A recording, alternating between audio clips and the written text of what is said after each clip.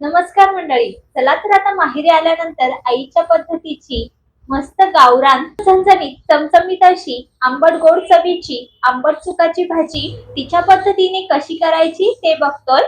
तर ही आंबट चुकाची भाजी मार्केटमध्ये 10 रुपयाला एक जुडी मिळाली. अशी पालकाची ज्या पद्धतीने भाजी असती अगदी त्याच पद्धतीने दिसते. त्याच पद्धतीने तिची पाने ही तोडून घ्यायची, म्हणजे ती निवडून घ्यायची.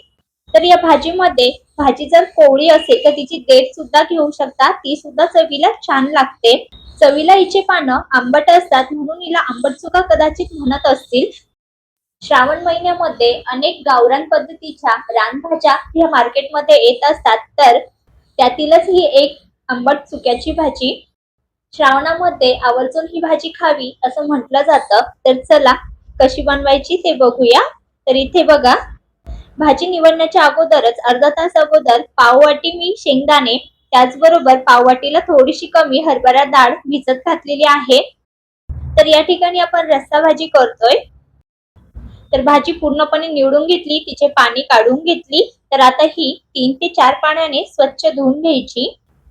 चवीला म्हणाल तर ही भाजी अगदी अळूचं फतफद, म्हणजेच अळूची पातळ भाजी ज्या पद्धतीने लागते अगदी त्याच चवीची ही भाजी तयार होते.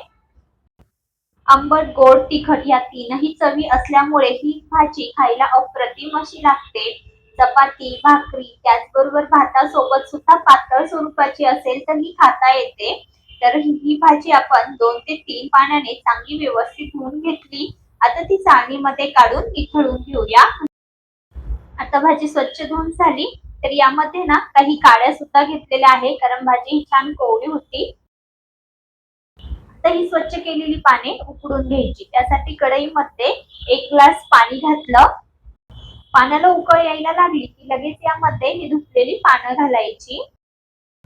आता ही भाजी उकळत असताना बघा, ज्या वेळेस आपण ही पाण्यामध्ये अशी चांगली मिक्स करतो तेव्हा ती लगेच पिवळी होते, तरीचा रंग चेंज होतो. आणि अशीच ती गरम पाण्यामध्ये बघा मिक्स करून घ्यायची. जेवढं आपण हिला मिक्स करू तेवढी ती छान अशी लवचिक बनते आणि नरम होते. तर बघा, मिनिटभरातच भाजी ही छान शिजलेली आहे.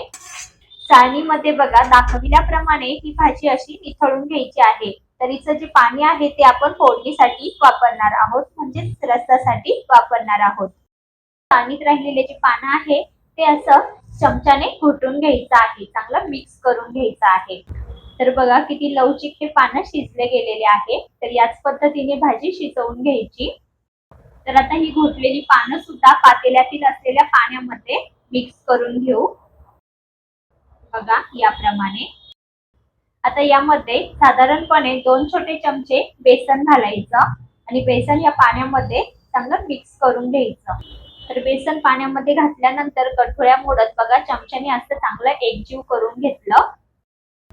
आता फोडणीसाठी मिक्सरच्या भांड्यामध्ये काही लसूण आणि 3 ते 4 हिरवी मिरची घातली. आता भाजी तुम्हाला कितपत तिखट हवी त्यानुसार हे मिक्सरला पाणी न घालता असं फिरवून घ्यायचं. आता फोडणी देण्यासाठी गॅसवर कढई ठेवून त्यामध्ये अगदी थोडंसं तेल घातलं. जास्तही तेलाचा वापर केलेला नाही. तेल छान गरम झालं की थोडंसं जिरं आणि मोहरी घातलं. हिंग पावडर असेल तर तीही घालू शकता. त्यानंतर यामध्ये हिरवी मिरची आणि लसणाची पेस्ट घातली आणि लगेच यामध्ये जे सुरुवातीला भिजवलेले शेंगदाणे आणि हरभरा डाळ होती ती घातली. ते संपूर्ण पाणी निथळून डाळ आणि शेंगदाणे हे तेलामध्ये चांगलं परतवून घ्यायचं. तर यामध्ये घातलेलं जिरं, मोहरी, जी लसूण आणि हिरवी मिरचीची पेस्ट होती ती, आणि हरभरे आणि भिजवलेले शेंगदाणे हे सर्व चांगलं तेलात थोडंसं परतवून घ्यायचं. तर बाजूला जे आपण भाजीचं मिश्रण तयार करून घेतलेलं आहे ते सुद्धा चांगलं मिक्स करून घ्यायचं, कारण यात आपण डाळीचं पीठ घातलेलं आहे, म्हणजेच बेसन पीठ घातलेलं आहे. तर हे चांगलं परतवून झालं की लगेच यामध्ये हे मिश्रण ऍड करायचं. वरतून लगेच यामध्ये चवीपुरतं मीठ घातलं. चमच्याने चांगलं मिक्स करायचं. तर यामध्ये आपण बेसन पिठाचा वापर केलेला आहे, त्यामुळे भाजी ही छान घट्ट होते, दाटसर होते. त्यानंतर भाजीला उकळ यायला लागली की यामध्ये बघा आवडीप्रमाणे गूळ घालायचा. तर ही भाजी चवीला आंबट असते त्यामुळे याच्यामध्ये थोडासा गूळ हा आवर्जून घालायचा. आता मध्यम आचेवर भाजी ही चांगली खळाखळा उकळवून घ्यायची.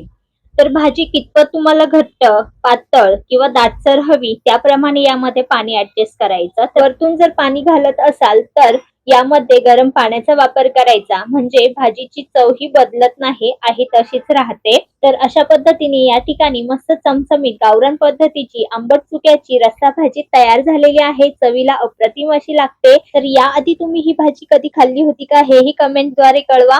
तुम्हाला आईच्या हातची ही रेसिपी आवडली तर एक लाईक करा. अशाच नवनवीन रेसिपीज बघण्यासाठी आपल्या तिखट पाहुणचार रेसिपीजला सबस्क्राईब करा. धन्यवाद.